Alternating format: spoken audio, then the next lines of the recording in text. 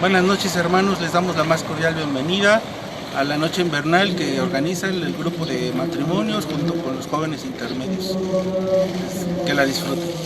Oremos, hermanos.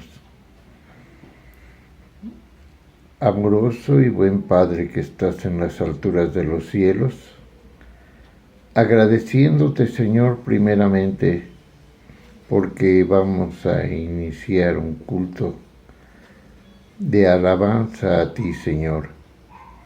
Un culto muy especial porque tú eres el que nos da todas las cosas. Gracias, Señor, por el nacimiento de nuestro Señor Jesucristo. Gracias por el grande amor que tienes para con nosotros y dándote muchas gracias, Señor, por cada uno de mis hermanos que van a estar presentes en este culto de adoración a ti, Señor, de alabanza. Gracias, Señor, te damos porque lo iniciamos con alegría, con entusiasmo y con ganas, Señor, de estar contigo y escuchar tu palabra. Gracias, bendito Dios, por cada uno de mis hermanos, Señor, y gracias por este culto. Te alabamos y te bendecimos, Señor, sabiendo que tú estás con nosotros y vas a estar en este culto de adoración a ti, Señor, de alabanza. Gracias, bendito Padre, en el nombre de tu Hijo amado Cristo Jesús. Amén. Les invito a que hagamos el llamado a la adoración. Preparen el camino para el Señor, ábranle un camino derecho, cambien de actitud, porque el reino de los cielos está cerca. El hacha ya está lista para cortar el árbol. Portémonos de tal modo que se vea claramente que hemos cambiado de actitud. Alabado sea el Señor. Bendito el Señor Dios que ha visitado y redimido a su pueblo.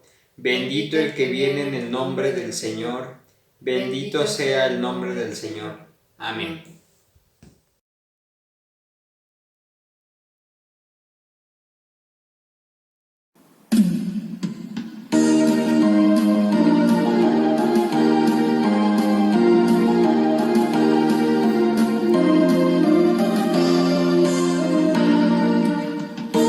Santísimo, felicísimo, grato tiempo de Navidad. Cristo el prometido ha por fin venido. Alegría, alegría cristiana.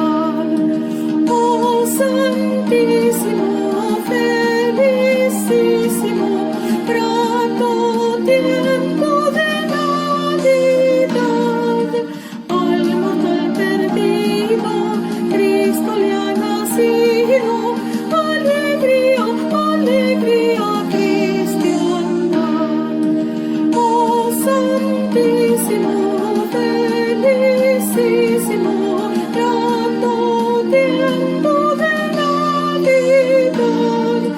Coros celestiales, oyen los mortales. Alegría, alegría cristiana. Oh Santísimo, felicísimo, grato tiempo de Navidad. Cantan veladores, magos y pastores. Alegría, alegría cristiana. Oh Santísimo, felicísimo, grato tiempo de Navidad. Tan dichosa nueva, al mortal conmueva. Alegría, alegría cristiana. Oh Santísimo, felicísimo, grato tiempo de Navidad.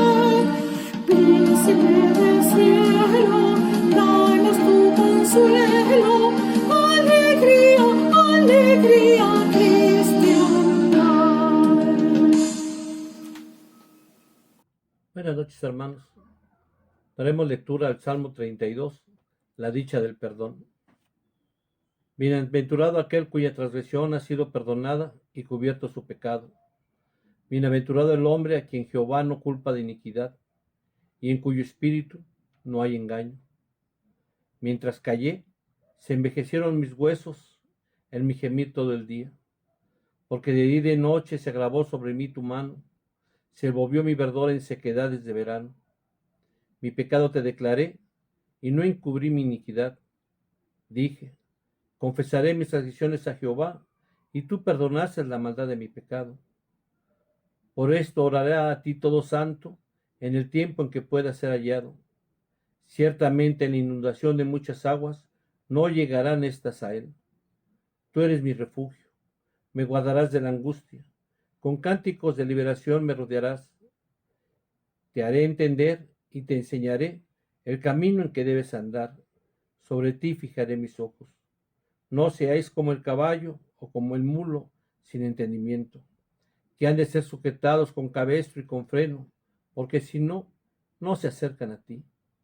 Muchos dolores habrá para el impío, mas el que espera en Jehová le rodea la misericordia.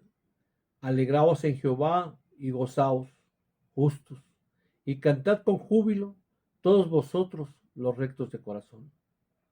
Amén.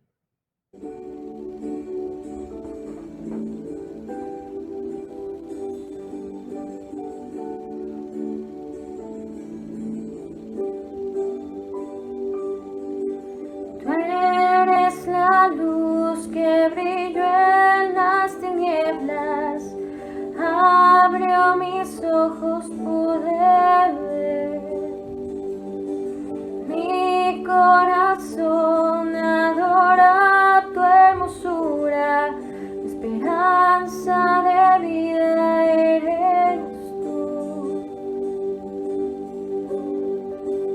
Vine a adorarte, vine a postrarme, vine a decir que eres mi Dios. Solo tú eres grande, solo tú eres digno, eres asombroso para mí.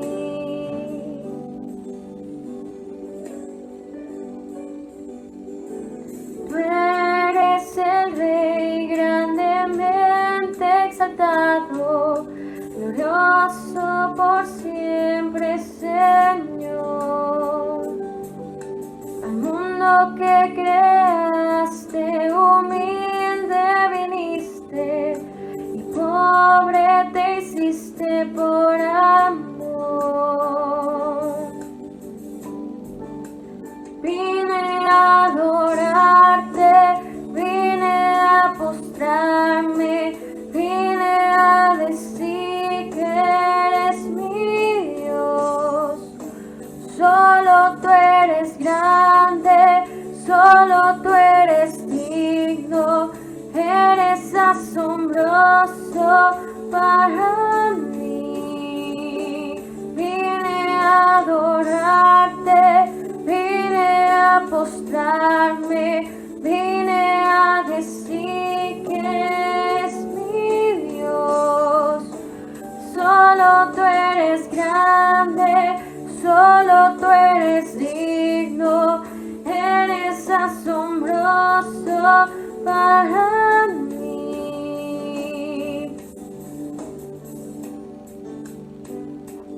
Nunca sabré cuánto costó ver mi maldad sobre esa cruz. Nunca sabré cuánto costó ver mi maldad sobre esa cruz. Vine a adorarte, vine a postrarme, vine a decir que eres mi Dios. Solo tú eres grande, solo tú eres digno, eres asombroso para mí. Vine a adorarte.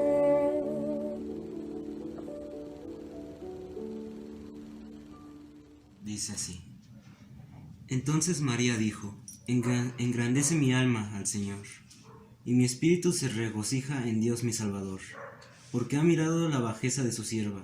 Pues he aquí, desde ahora me dirán bienaventurada todas las generaciones, porque me ha hecho grandes cosas el poderoso, santo es su nombre, y su misericordia es de generación en generación a los que le temen.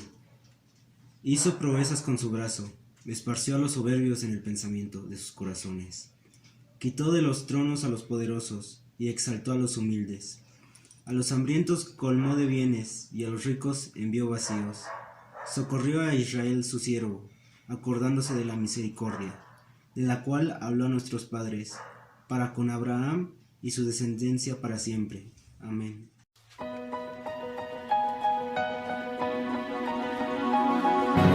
Dichosa tierra proclama que vino ya el Señor, en nuestras almas prepara un sitio al Redentor, un sitio al Redentor, un sitio al nuestro Redentor. Dichosa tierra el triunfante ha de reinar, resuenen coros de loor, en cielo, tierra y mar, en cielo, tierra y mar, en cielo, tierra y vasto mar. Cese en el mundo la aflicción y ahuyéntese el dolor, que brote en cada corazón paz, gozo y santo amor, paz, gozo y santo amor, paz pleno, gozo y santo amor. Él rige el mundo con verdad y gracia paternal, su amor sublime y gran bondad, jamás tendrá su igual, jamás tendrá su igual, jamás, jamás tendrá su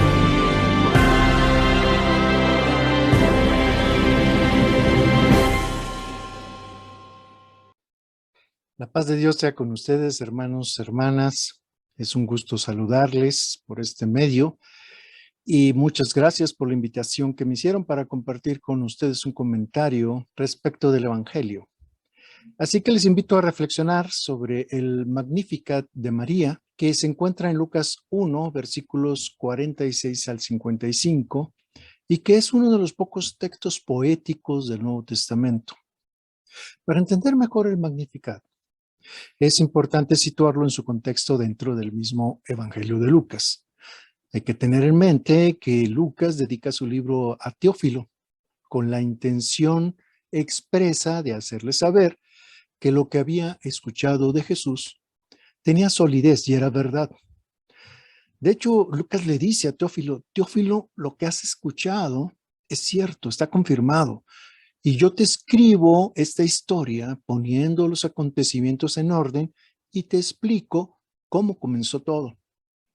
Ahora bien, el hecho de que Lucas se dirige a alguien que conocía de oídas la historia de Jesús es lo que hace que no haya explicaciones de muchas cosas y vaya directo al tema en su evangelio. Por eso es que, especialmente en su relato de la infancia de Jesús, encontramos que da por sentado que el lector conoce el Antiguo Testamento y que tiene por referencia la salvación de Dios, la mirada profética, el uso de fórmulas típicas de la historiografía de Israel, y en los primeros 2 capítulos hasta usa el griego de la Septuaginta, que es la primera traducción que se hizo del Antiguo Testamento al griego, allá por el siglo III antes de Cristo, y que en aquel entonces pues tenía muchos libros, más de los que tenemos ahora. Estos rasgos literarios también los vemos en el Magnificat. Entonces, Lucas, por ejemplo, para decirnos cómo se entrelaza el antiguo pacto y el nuevo pacto, tema que también está en el Magnificat, nos cuenta la historia del nacimiento de Jesús y el nacimiento de Juan el Bautista en paralelo. Jesús es el representante del nuevo pacto y Juan Bautista del antiguo pacto. Y nos deja claro que Jesús es superior a Juan. También calla a la institución sacerdotal que representa el antiguo pacto, callando al sacerdote Zacarías, pero a la voz profética le va a dar continuidad de varias maneras, y una de ellas es precisamente el canto de María. Con todo esto, Lucas construirá para nosotros la identidad de Jesús, de la que va a dejar claro que es Hijo del Altísimo, el Salvador, el ungido soberano e Hijo amado de Dios, a quien hay que escuchar. El título de Salvador, por ejemplo, en los cánticos del relato de Lucas, primero se aplican a Dios y después se aplican a Jesús. Por ejemplo, en el Magnificat, María se refiere a Dios como mi Salvador.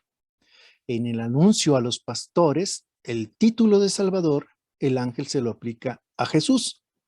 Entonces, desde el principio, Lucas deja claro que el Dios del Antiguo Testamento es el Salvador y que Jesús es el mismo Salvador que llega a la realidad humana, naciendo como hombre, pero de un modo nuevo y humano. Pero también Lucas va a explicar que Jesús como Salvador tiene la misma perspectiva de salvación que Dios en el Antiguo Testamento. Por eso vemos que desde el inicio hay un interés sociopolítico en el Evangelio. Y dentro de la gran gama de problemas sociales, resalta el juicio contra la riqueza y el poder, al que Lucas atacará con dureza. Esto es importante porque es un tema que aparece también en el Magnificat de María, en donde ella hace un contraste entre los pobres y los ricos, siendo los pobres favorecidos por Dios, mientras que los ricos son despojados de todo. Más adelante en el Evangelio veremos una ampliación de este tema en afirmaciones como que no se puede servir a dos señores, es decir, no se puede servir a Dios y al dinero, ya que servir al dinero es estar en contra de la vida que Dios exige.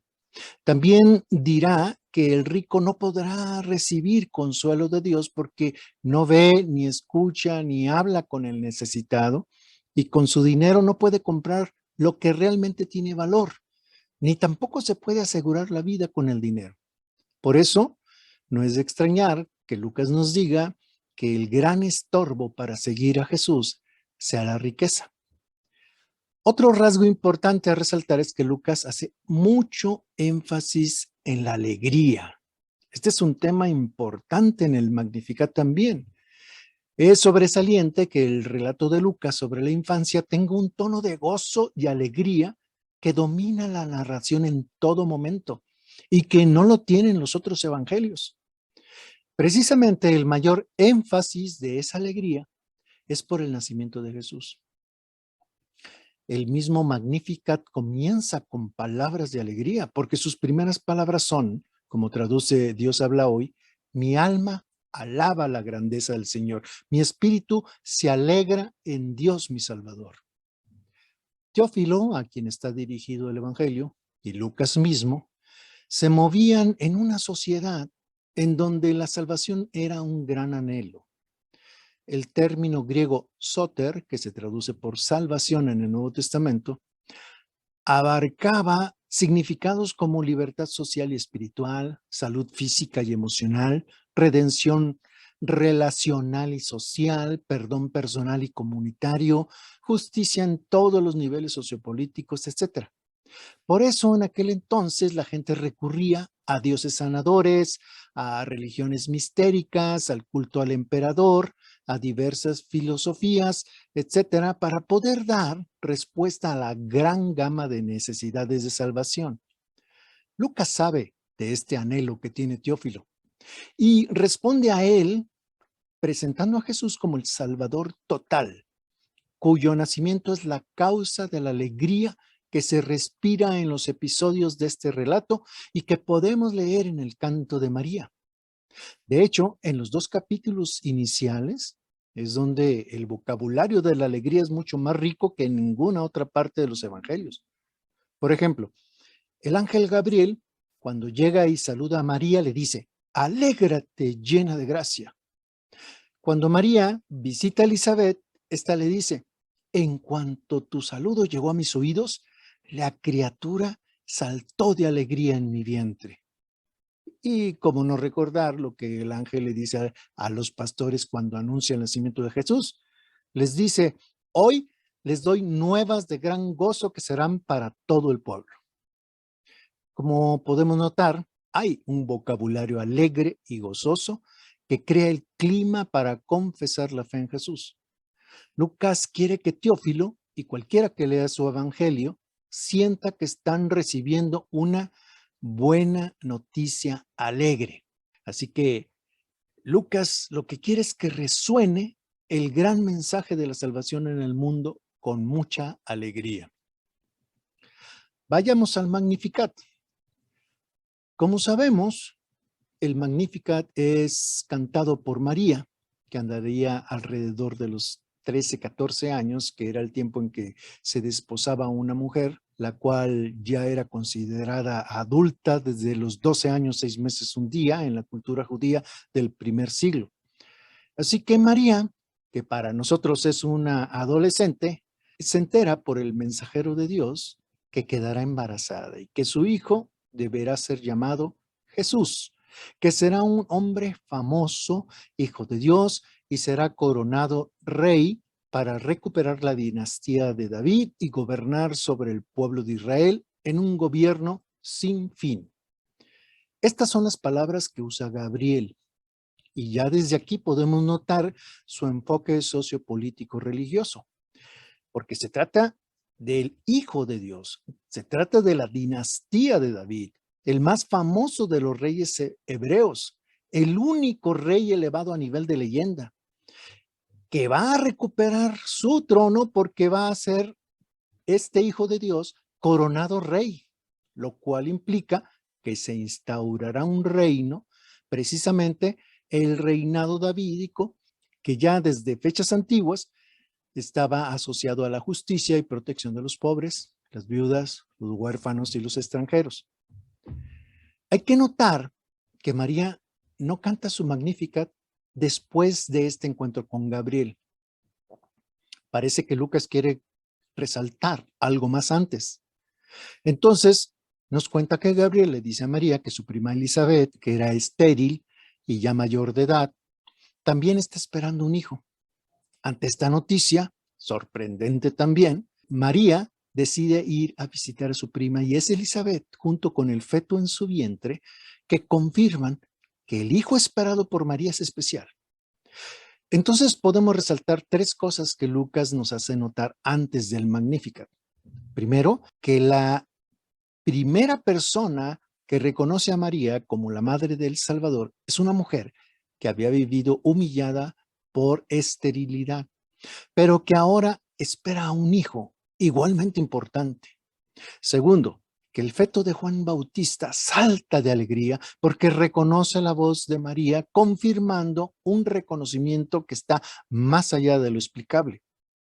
Y tercero, que el reconocimiento que hace Elizabeth está lleno del Espíritu de Dios. Entonces, cuando ya llegamos al Magnificat, tenemos una serie de datos que influyen necesariamente en el significado del canto de María, aparte de los datos presupuestos que remiten al Antiguo Testamento. La escena no puede ser más conmovedora. 2 mujeres judías, una mayor de edad y otra adolescente, están embarazadas y ambas, cada una en su nivel, encuentran un significado trascendente en los hijos que esperan y lo comparten. Después de que Elizabeth reconoce a María como la madre de su Señor, María canta el Magnificat. Y lo canta tomando la postura de lo que en hebreo del Antiguo Testamento se llama los Anahuim, es decir, los pobres de la tierra. Por eso, María se describe a sí misma como una esclava sumida en la humillación. Esto es importante porque María usa un término que en el Antiguo Testamento se usa para describir a un grupo histórico de personas que eran fieles a Dios, que se alejaba de todo tipo de idolatría, de la riqueza y del poder político y religioso. María apela a su pobreza concreta. Por eso el canto es tan alegre y conmovedor, porque una adolescente pobre que se siente esclava, que se vive humillada, recibe pues la mejor noticia que puede recibir, que Dios la ha elegido, que a pesar de que ella se siente en el más bajo de los escalafones sociales, la ha visto y la ha escogido para ser la portadora de salvación. Este solo hecho hace que ella se sienta libre y feliz. Por eso dice que Dios es su Salvador y que Dios ha hecho grandes obras con ella. Y con alegría se da cuenta que esta salvación le da la oportunidad de ser una mujer famosa. La reconocerán como la mujer más feliz por estar ligada a la acción salvadora de Dios en la historia y por lo tanto permanecerá en la memoria del pueblo de generación en generación. Dice María que el poderoso, así llama a Dios, ha hecho cosas grandes en ella. ¿Qué cosas son esas? En el Antiguo Testamento la expresión grandes obras es atribuida a Dios en el contexto de la liberación de Israel de Egipto o de Babilonia. Pero en el caso de María, lo dice primero de modo personal. Ella sabe que su estatus de mujer ha cambiado, sabe que ya no será la misma, que ha sido vista de modo especial como lo fue Agar, la esclava egipcia de Sara en el desierto, y especialmente es consciente de que esta acción de Dios tiene repercusiones para su pueblo Israel. Ella, aun con su juventud, entiende que es instrumento de Dios. Incluso la acción de Dios sobre ella la hace sentir amada y sabe que a través de ella llega el Hijo de Dios, que será la mayor muestra de amor de Dios para su pueblo. Entonces, María no se limita a hablar de las obras de Dios sobre ella. Ella logra entender que el evento maravilloso del que está siendo objeto tiene conexiones claras con 7 obras hechas a su pueblo de parte de Dios y hará un listado de las mismas, que son las siguientes. Dice, hizo proezas con su brazo, esparció a los soberbios, quitó de los tronos a los poderosos y exaltó a los humildes, colmó a los hambrientos de bienes, envió a los ricos vacíos, socorrió a Israel, su siervo. Como notarán, estas afirmaciones están en pasado, lo cual puede ser interpretado solo como un recuento de acciones de Dios constatadas en la historia de Israel y pueden ser entendidas como algo lejano. Pero lo interesante es que estos verbos que usa en el griego están en aoristo nómico, tiempo verbal que nosotros en español no tenemos y que es un poco complicado traducir, pero no imposible. Entonces, es verdad que están en pasado, pero es un pasado que implica una acción que siempre se ha visto, por lo que es una verdad reconocida. Entonces, sería mejor traducir diciendo que Dios siempre hizo promesas con su brazo, siempre esparció a los soberbios, siempre quitó de los tronos a los poderosos, siempre exaltó a los humildes, siempre colmó a los hambrientos de bienes, siempre envió a los ricos vacíos, siempre ayudó a Israel su siervo. Lo que se entiende por el auristo griego es que si Dios siempre ha actuado así, entonces lo seguirá haciendo. Si ha tenido preferencia por los pobres, los humildes, los hambrientos, seguirá prefiriéndolos. Si ha estado actuando en medio de las vicisitudes humanas en las que triunfan los soberbios, los poderosos y los ricos y los ha destruido, los seguirá destruyendo. Por eso es que la alegría de María se expresa haciendo memoria de cómo el actuar amoroso de Dios se ha realizado siempre sobre los que le temen. El Magnificat es un canto de alegría porque Dios, que siempre ha trastocado los juicios del mundo, lo seguirá haciendo. Y eso lo logrará el bebé que está esperando María. Y se ocupará de lo mismo de lo que Dios se ha ocupado siempre, el auxilio de los pobres y los pequeños en perjuicio de los ricos y los poderosos.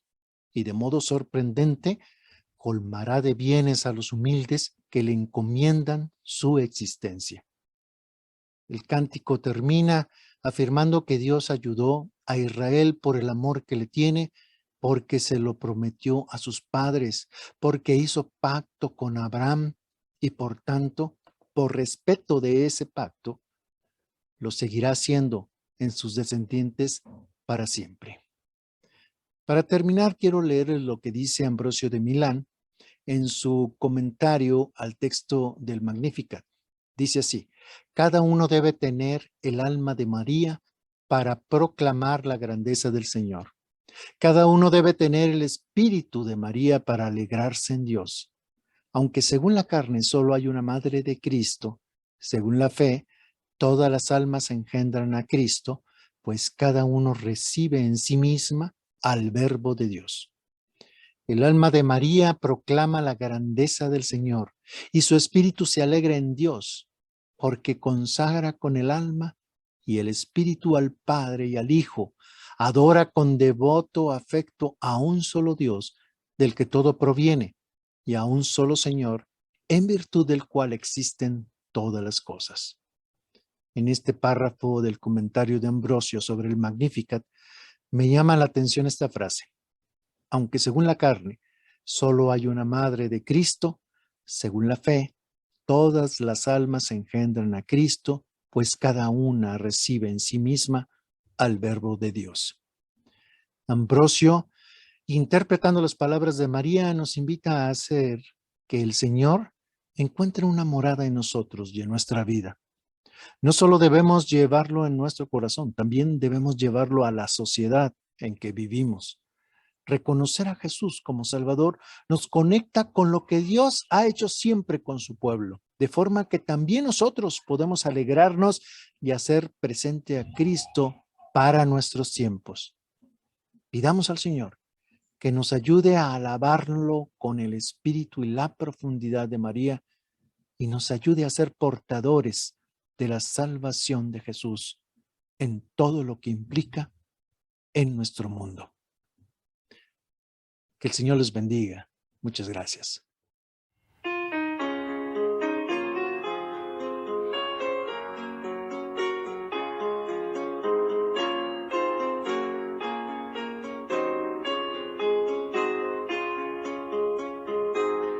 La primera Navidad fue una noche feliz, fue el anuncio celeste de angélica voz.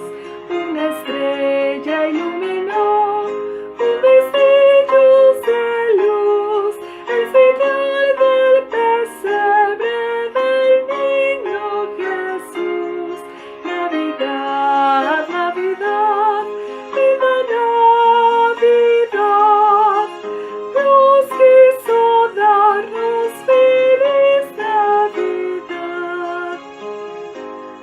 Fue en el cielo de Belén que rompió bella luz y llenó de esplendor a un humilde mesón. Fue allí que el pueblo vio, adorando a Jesús, a pastores y magos rindiéndole honor. Navidad, Navidad, viva Navidad. Dios quiso darnos feliz Navidad.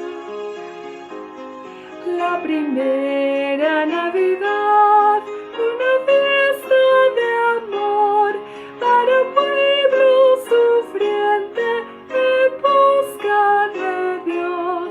Desde entonces hasta hoy brilla siempre esa luz para todo el que adore al pequeño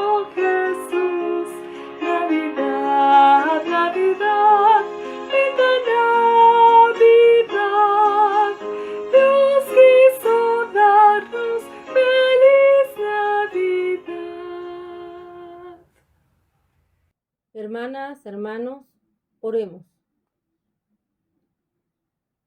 Bendito Padre, gracias Señor por tu presencia entre nosotros, por tu bendito Espíritu Santo que ha estado entre nosotros en todo este culto, que es para alabarte y glorificar tu bendito nombre. Estamos gozosos, Padre eterno, y te agradecemos que hayas enviado a nuestro Señor Jesucristo, la luz del mundo, la luz de nuestras vidas, para ser salvos y conocer tu palabra, tu sagrada palabra, que en ella nos dices todo lo que nos amas, Padre Santo. Gracias, Señor, por ese infinito amor que nos tienes a todo tu pueblo. Bendice, Padre Santo, a tu siervo Samuel Gallegos, que hoy nos has bendecido por medio de él en esta hermosa reflexión. Sigue bendiciendo a nuestros grupos y a toda tu amada iglesia Getsemaní. Padre mío, permite que nosotros podamos servirte y servir a nuestros hermanos, a los necesitados y compartir tu divina palabra. Señor, fortalécenos en fe y ayúdanos a seguir tus enseñanzas, a ser como tú deseas que seamos.